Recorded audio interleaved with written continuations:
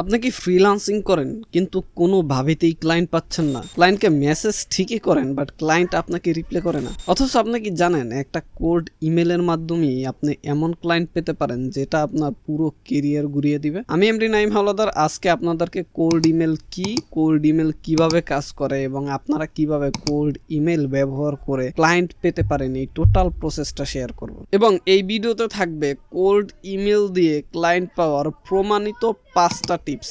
Video শেষ পর্যন্ত দেখতে থাকুন কারণ ভিডিও শেষে আছে কিছু গুরুত্বপূর্ণ টিপস যেটা আপনাকে ক্লায়েন্ট পেতে আরো বেশি হেল্প করবে। প্রথমেই জেনে নেওয়া যাক কোল্ড ইমেল কি। কোল্ড ইমেলের অনেক ধরনের অর্থ হতে পারে, তবে সাধারণ অর্থে আমরা যেটা বুঝি এমন একজনকে ইমেল করা যিনি আপনাকে চিনে না এবং তার কাছে আপনার সার্ভিস তুলে ধরা যাতে সে আপনাকে অর্ডারটা দেয়। মনে রাখতে হবে এটা ফেসবুক বা ইনস্টাগ্রামের মেসেজ নয়। আপনি যদি লোকালি কাজ করতে চান ফেসবুক আপনার জন্য একটা বেটার চয়েস হতে পারে। এ নিয়ে অলরেডি আমরা একটা ভিডিও মেক করে রেখেছি, আমি আই বাটনে অথবা ডিসক্রিপশন বক্সে লিঙ্ক দিয়ে দিব, আপনারা দেখে নেবেন। কোল্ড ইমেল টোটালি প্রফেশনাল একটা ওয়ে যেটা দিয়ে আপনি ইন্টারন্যাশনাল ক্লায়েন্টগুলো হ্যান্ডেল করতে পারবেন। মনে রাখবেন লোকালি কোল্ড ইমেল ব্যবহার করলে খুব একটা যে ভালো বেনিফিট পাবেন এটা বলা যাচ্ছে না, তবে ইন্টারন্যাশনালি খুবই ভালো কাজ করে এই কোল্ড ইমেলের প্রসেসটা।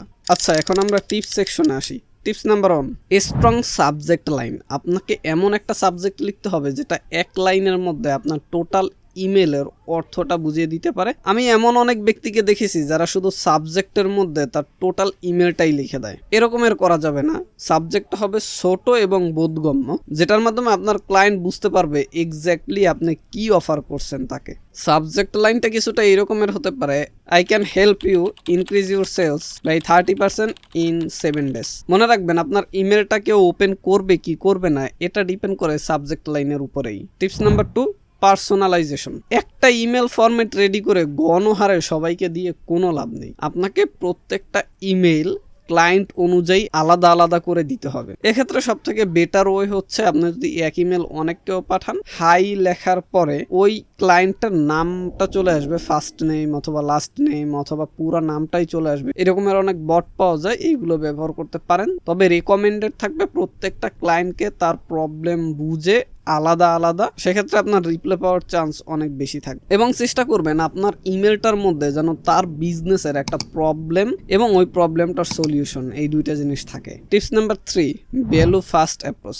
মাত্র যে কথাটা বললাম, প্রথমেই আপনি আপনার সার্ভিস বিক্রি করার চেষ্টা না করে আপনি তার বিজনেসের একটা প্রবলেমের সলিউশন দেওয়ার চেষ্টা করেন। পরবর্তীতে আপনি আপনার সার্ভিসটাকে তার সামনে তুলে ধরতে পারবেন। টিপস নাম্বার 4, আপনার ইমেলটাকে যতটা পসিবল শর্ট এবং ক্লিয়ার রাখুন। আপনি যদি আপনার ইমেলটাকে একটা প্যারাগ্রাফ করে ফেলেন, ওই ইমেল পড়ার মতো সময় ক্লায়েন্টের কাছে নাই। অন পয়েন্টে কথা বলুন, যত শর্টে পসিবল, কিন্তু এত শর্টও করা যাবে না যাতে আপনি এক্স্যাক্টলি কি অফার করছেন এইটাই ক্লায়েন্ট বুঝতে না পারে। যতটা পসিবল শর্ট করে ক্লিয়ার একটা মেসেজ দেওয়ার চেষ্টা করা। Tips number 5, strong call to action. আপনি আপনার ইমেলটা পাঠানোর পরে পরবর্তীতে কি করতে হবে ক্লায়েন্টকে এটা ক্লিয়ারলি বলে দিন।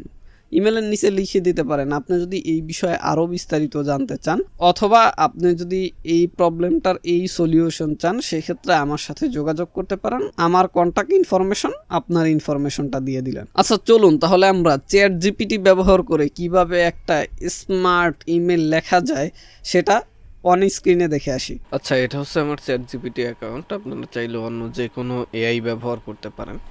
রিসেন্টলি যে মিনি অনেক ভালো করতেছে। তো এইখানে আমি যে পয়েন্টগুলো বলেছি এই পয়েন্টগুলোই ওকে একটু এক্সপ্লেইন করে দিব। বাংলায়ও লিখতে পারেন, ইংরেজিতেও লিখতে পারেন। আমি আপনাদের সহজে বোঝার স্বার্থে বাংলায় লিখতেছি। আচ্ছা, দ্রুত লেখার জন্য আমি বাংলায় লিখে ফেলছি। আপনি চাইলে ভিডিও পজ করে দেখে নিতে পারেন। এটা দিয়েই এন্টার দিই, যদি এরপরে না বুঝে আমরা আবার লিখবো দরকার হয়।